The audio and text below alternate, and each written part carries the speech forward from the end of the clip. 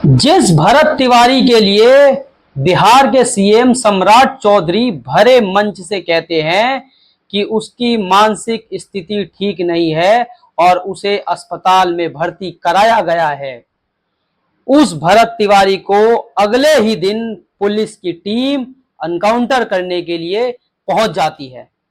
तो नमस्कार, स्वागत है आपका खबरिस्तान न्यूज में और मैं आपके साथ हूं राहुल। तो मैं आपको कुछ वो बातें बताने जा रहा हूं जो शायद आपने अभी तक नहीं सुनी होगी। बात उस दिन की है जिस दिन भरत तिवारी का एनकाउंटर हुआ। शुरुआत होती है उससे एक दिन पहले की। अभी तक जितने भी पत्रकार मीडिया यह कह रहे हैं कि 4 पुलिस कर्मियों को बर्खास्त कर दिया गया है। जरा सा सच्चाई यह है कि वह 4 पुलिसकर्मी को जो बर्खास्त किया गया है वो इसलिए नहीं किया गया कि उन्होंने भरत तिवारी का एनकाउंटर कर दिया, बल्कि उनको इसलिए किया गया क्योंकि जब वो एक दिन पहले भरत तिवारी को पकड़ने गए थे तो वो भरत तिवारी को पकड़ के नहीं ला पाए, और ना लाने की वजह से जो वो वीडियो था वो इंटरनेट पे इतना ज्यादा वायरल हुआ कि वही वीडियो जो है वो सम्राट चौधरी के पास पहुंचा जो कि बिहार के सीएम है, और उसके बाद उनके ऊपर दबाव रहा, पूरे सभी समाज का दबाव रहा। और उसके बाद में लोगों ने भी, जो आज की डेट में भरत तिवारी के संग खड़े हैं, उनमें से कुछ ऐसे भी लोग हैं जो कि कह रहे थे कि ये बिहार के ऊपर कलंक है और इसका एनकाउंटर होना चाहिए।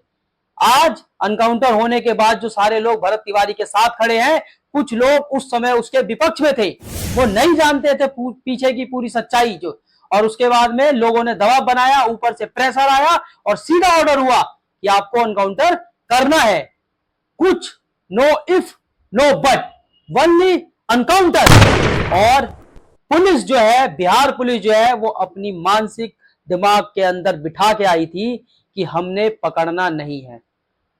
उन्होंने भरत तिवारी के फोन को ट्रैक पे लगा रखा था, ट्रेसिंग पे लगा हुआ था। और इसके बाद जब भरत तिवारी पुलिस वहां से चले जाते हैं कुछ देर के लिए, वो जब बाहर निकलते हैं अपने गांव के लोगों से मिलने के लिए, तो उसके बाद पुलिस वाले फिर से आके भरत तिवारी को घेर लेते हैं। इतने सारे पुलिस लोगों को देखते हुए भरत तिवारी जो है वो अपने पास, जो उनके पास जो रिवॉल्वर, पिस्टल, जो भी कुछ हथियार होता है उसे निकालते हैं, और निकालने के बाद में पुलिस के ऊपर तानते हैं, मगर वो चलाते नहीं है। अगर उनके मन में सम्मान नहीं होता पुलिस को लेके, बैर होता उतना जितना कि पुलिस वाले को ऑर्डर मिला हुआ था और भरत तिवारी से था, तो वो भी एक ना एक पुलिस वाले को गोली चला देते। मगर कहीं भी लिखा हुआ नहीं है और किसी भी सरकारी अफसर और पुलिस वालों ने ये नहीं कहा कि भरत तिवारी ने उनके ऊपर फायरिंग की और वो उनमें से एक भी गोली उनको लगी हो। उसके बाद वो क्या करते हैं कि जब भरत तिवारी कहता है कि ठीक है, जब आप मेरी बातों को मान लेते हैं, तो वो अपना हथियार फेंक देता है और एक पुलिसकर्मी भाग के आता है, उस हथियार को उठाता है। हथियार इनको दे दिया गया और संभावना देख रहा है यहीं से, तो चलिए हथियार रख दिया जाता है। लीजिए, भरोसा कीजिए।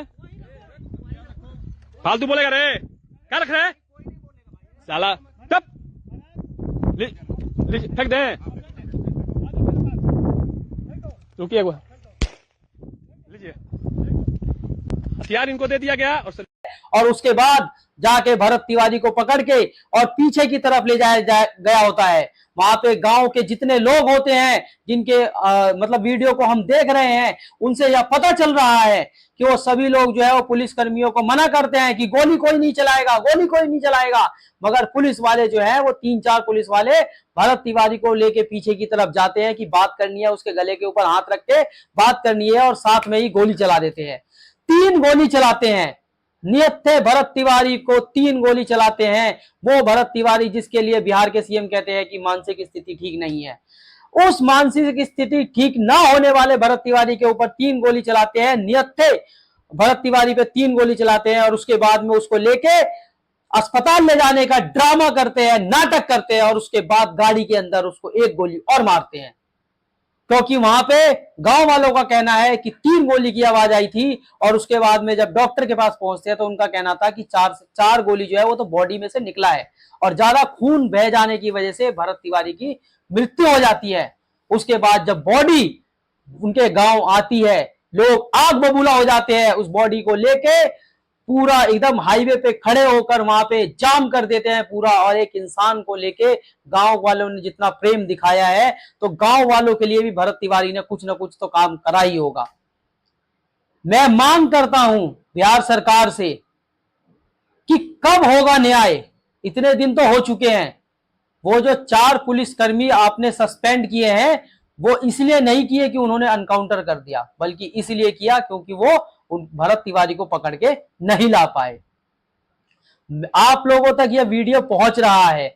आज के समय में सभी अपनी रोटी सेकने के लिए, चाहे वो खेसारी लाल यादव हो, चाहे वो पप्पू यादव हो, चाहे वो राबड़ी देवी हो, चाहे वो बड़े बड़े नेता हो, वो वहां पे पहुंच रहे हैं, मगर अभी काम कुछ भी नहीं हो रहा है। इतने लोगों को पहुंचने के बावजूद भी अभी तक कुछ भी काम जो है नहीं हुआ है। इंसाफ जो है वो भरत तिवारी को नहीं मिला है।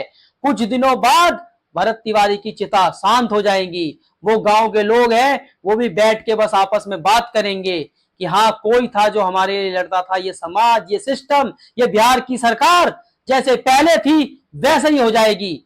ये लोग इलेक्शन लड़ने से पहले कहते थे कि लालू यादव के टाइम पे जंगल राज था बिहार के अंदर, तो आज कौन सा राज है? खबरिस्तान न्यूज पूछना चाहता है कि आज कौन सा राज है बिहार के अंदर, जिसको आप खुद से मानते हो कि उसकी मानसिक स्थिति ठीक नहीं थी। ऐसे व्यक्ति को पुलिसकर्मी, निहत्थे व्यक्ति को 4 गोली मारती है। बताइए कहां का न्याय है? ये कौन सा राज है? ये जंगल राज है? कौन सा राज है? मैं ये जानने की कोशिश करता हूं, और जो हमारे व्यूअर्स है वो भी जानने की कोशिश करते हैं। देखते हैं कि ये समाज किस समय तक कैंडल लिए खड़ा रहती है भरत तिवारी को लेके, और कब जाके भरत तिवारी को न्याय मिलता है। वीडियो को ज्यादा से ज्यादा शेयर करना, जितने ज्यादा लोगों तक पहुंचेगी उतनी ही ज्यादा अपने सीने में आग बढ़ती जाएगी। क्योंकि जब तक न्याय नहीं मिलेगा, हमें इसी प्रकार शांतिपूर्वक ढंग से और अपने आप को आंखें में आंखें डाल के बिहार सरकार के और पूछना होगा कि न्याय कब होगा। सम्राट चौधरी जी से पूछना होगा कि न्याय कब होगा, और नहीं होगा तो हम ये मान लेंगे कि जंगल राज अभी भी बिहार में है। और चिंता मत कीजिएगा, 5 साल के बाद फिर से इलेक्शन होगा, और वोट जो है वो बिहार की जनता को देना है।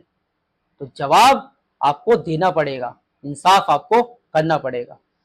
इन्हीं सब खबरों के साथ हम लेते हैं विराम, और खबरिस्तान न्यूज को कर लीजिएगा आप सब्सक्राइब।